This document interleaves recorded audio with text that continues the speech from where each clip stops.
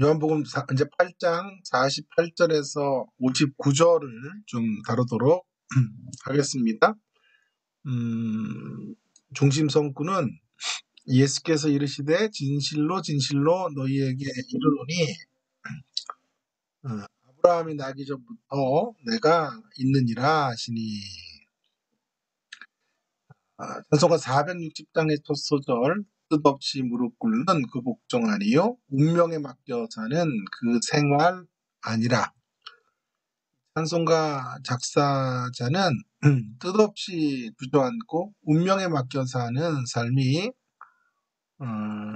신자들의 삶이 아니라, 시대정신은 주로 거짓된 협상으로 나오는 것, 그것을 중요하게 여겨요. 그러나 이러한 시대정신 앞에서 신자들이 분명 중요한 판단 근거는 세상의 기준이 아니고요, 예수님의 기준이에요. 그것이 우리들이 행동을 결정하는 잣대가 되어야 하는 것입니다. 예수님과 이제 대적자들의 갈등이 점점 더 첨예화된 양상으로 치달아 가고 있습니다.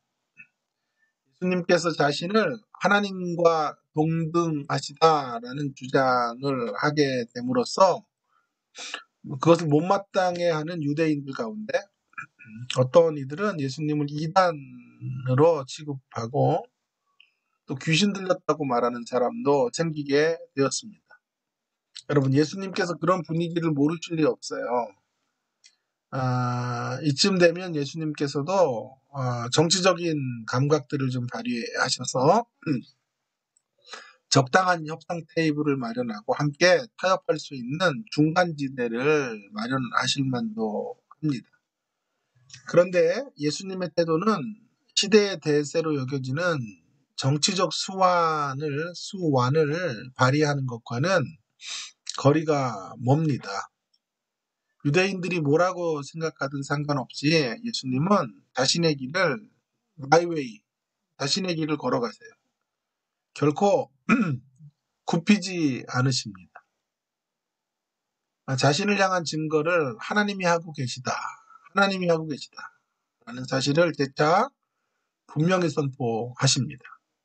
심지어 하나님께서 자기에게 영광을 돌리기까지 하신다까지 말씀하세요.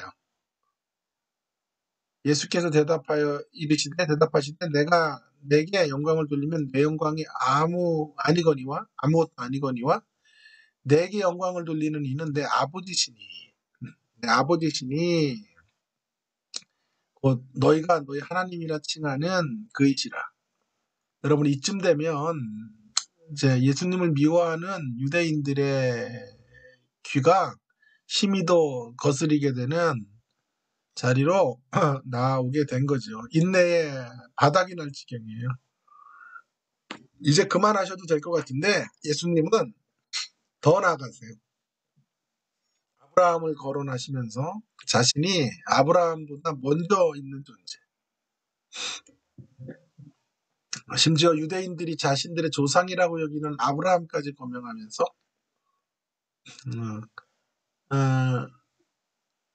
아브라함이 아니라 진짜 경배할 대상은 자기 자신이라고까지 대담하게 선포를 하시죠. 그러자 그 말을 더는 참고 들을 수 없었던 독재자들이 돌을 들어 예수님을 치려는 상황까지 이르게 됩니다. 예수님은 이렇게 단호하세요. 진리 없는 협상은 없다. 진리는 타협의 문제가 아니라 순종의 문제이기 때문에 그렇습니다. 진리 물타기의 세상에서 예수님이 보여주신 진리 수호를 위한 용기 있는 행동이 그 어느 때보다도 필요한 시점이다 라는 생각을 이제 하게 만들어줍니다. 기도죠. 진리의 말씀을 약화시키는 타협이 없게 하시고 끝까지 진리를 따라 살아갈 수 있는 용기, 그러나 또 지혜를 우리에게 허락해 주시기를 바랍니다. 이제 9장으로 좀 넘어가도록 하겠습니다. 9장은 매우 중요한 장인데요. 소경된 자를 고치시는 이런 장면입니다. 9장 3절이 좀 성구가 될 것 같은데, 그에게 하나님이 하시는 일을 나타내고자 하심이라. 여러분, 소위 신앙심이 깊다라고 하는 사람들이 자주 넘어지는 자리가 어떤 자리인고 하니, 섣부른 인과응보, 신학으로 사람을 바라보는 이들이 얼마나 많은지 몰라요. 일찍이 욥의 친구들이 그랬어요. 위로자로 와서 욥에게 하는 말이 정죄자가 됩니다. 네가 이렇게 계속해서 어려운 것은 죄의 결과야. 죄에 대한 형벌이다라고 하는 식으로 그에게 말해줘요. 천박한 인과응보, 어떤 원인이 있어서 이런 결과들이 생겼다라는 신학의 관점으로 욥의 고난을 해석하는 것이죠. 자, 이런 일들이 예수님 당시에도 이루어지는 듯 보여요. 예수님이 길을 가시는데 태어날 때부터 맹인으로 살아가야 했던 한 사람을 만나 주십니다. 길을 가시다가요. 제자들이 묻습니다. 궁금한 거 못 참는 사람들이잖아요. 누구의 죄 때문입니까? 왜 고난을 당해야 하느냐가 아니라 죄로 인한 것임을 단정하고, 죄로 인한 것은 맞는데 누구의 죄입니까? 이렇게 묻는 거예요. 굉장히 좀 도발적인 질문이에요. 아니, 누가 이것을 죄의 문제로 연결하라 그랬어요? 욥의 친구들과 동일한 전제와 관점으로 지금 이 소경을 대하고 있는 거죠. 이것이 시대를 뛰어넘어 초시간적으로 인생들이 뿌리 깊게 붙잡고 있는 인과응보 신학인 거예요. 인과응보 사상 자체가 나쁜 것은 아니에요. 궁극적으로는 인과응보가 돼야죠. 잘못한 자들은 심판을 받아야 되고, 의로운 자들은 그에 상응하는 칭찬과 상급을 받아야 돼요. 상급을 받아야 돼요. 궁극적으로, 중요한 말이에요. 궁극적으로는 인과응보가 적용돼야 되지만, 문제는 뭐냐면 삶이 진행되는 과정에서 펼쳐지는 현상을 보면서 어떤 사람이 고통을 당하고 또 뜻하지 않는 시련을 만났는데 함부로 인과응보의 잣대를 들이대면 안 돼요. 저는 잘 몰라요, 우리는 아직. 모른다라고 말해야 돼. 그게 신비한 영역이에요, 이거는. 그래서 고난이 신비해요. 하나님 뜻대로 사는 자들이 고난이 없어야 되는데 그렇지 않고요. 반대로 또 하나님 없이 사는 자들이 그 어려움을 당해야 되는데 배가 불러요.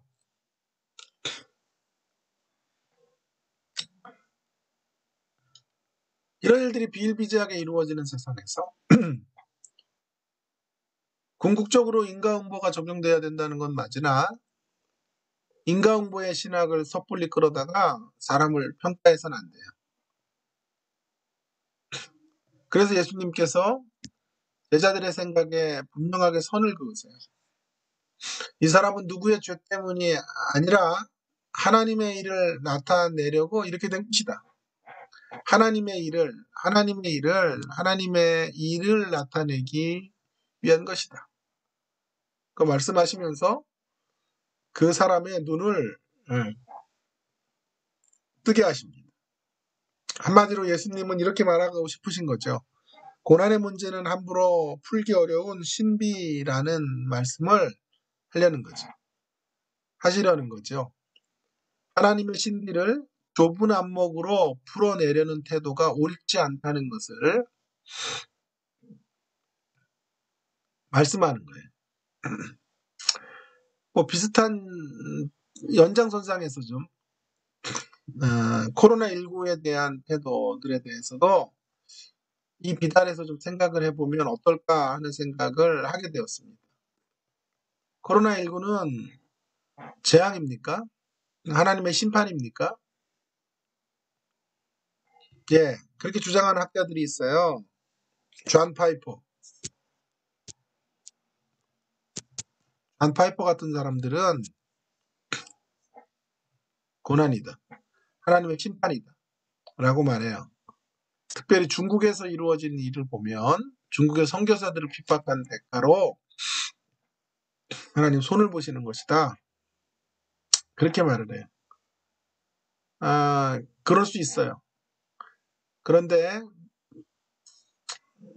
그런 책을 존 파이퍼가 썼는데 그때는 미국으로 확산되기 전이에요. 유럽으로 넘어가기 전이에요. 코로나가. 유럽과 미국이 강타를 당했는데 또 무슨 죄 때문인지 이렇게 말하기가 참 쉽지가 않은 대목이에요. 그리고 그것에 대한 피해가 너무 선량한 사람들에게 주어진다. 딱 그 죄의 대가에 대해서 그 나라만 심판을 받는데 그 당사자만 심판을 당했으면 문제가 간단할지 모르는데 그렇지 않잖아요.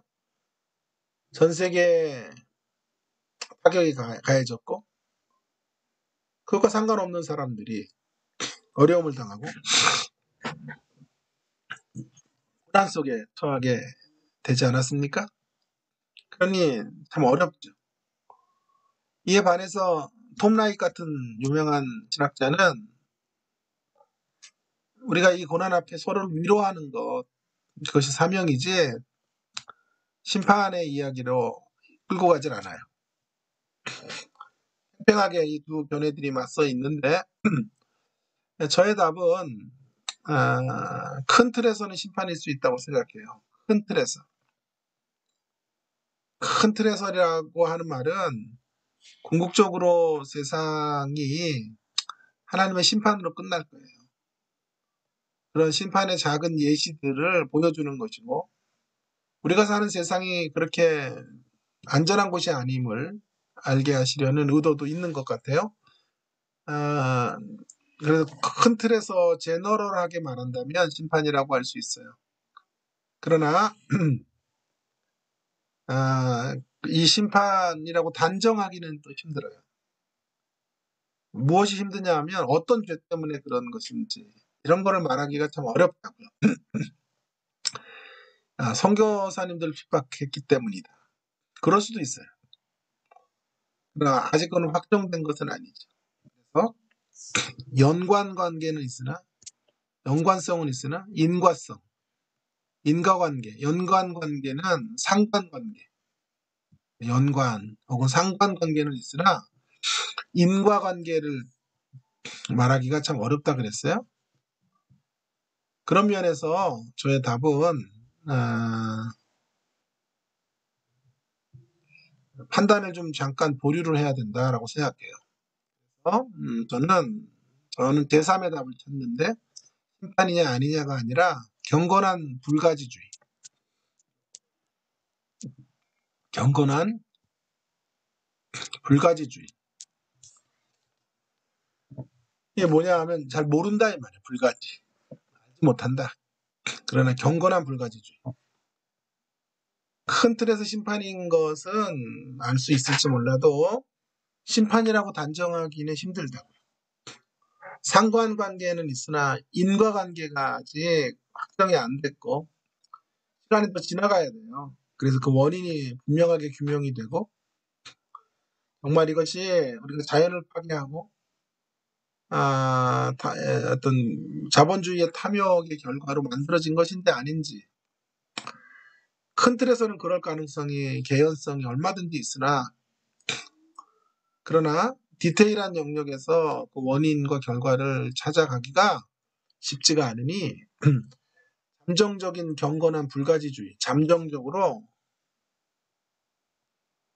불가지주의를 선택할 수밖에 없는 거죠. 모른다. 그러나 이러한 자리에서 우리가 회개를 만들고 또 하나님 앞에 우리가 반성해야 될 것들을 반성하고 그동안 나를 위해서 살았고 나라고 하는 좁은 영역의 범주 안에 살았던 우리들의 모습들을 경건하게 되돌아본다는 측면에서 경건한 불가지주의 자리에 있어야 한다. 그리고 신비한 것을 하나님께 맡기는 태도가 우리에게 필요합니다. 그것이 이제 제가 내놓을 수 있는 신중한 답이에요. 여러분, 예수님도 바로 그렇게 지금 말씀하고 계시는 거죠. 하나님의 일을 나타내려고 하는 것이지 누구의 죄 때문이라고 말할 수 없다 말씀하시는 거죠. 우리 이러한 태도에 힘입어 이제 고난과 역경 앞에서 싸워야 할 힘을 얻습니다. 이중적인 싸움. 먼저 나의 고난을 죄의 문제로 연결하는 사람들의 편견과 싸워야 돼요. 편견. 여러분 세상이 뭐라고 어떤 편견으로 나의 불행에 대하여 나의 아픔에 대하여 나의 고난에 대해서 말하든지 간에 맞서십시오. 물러서지 마시고 싸우십시오.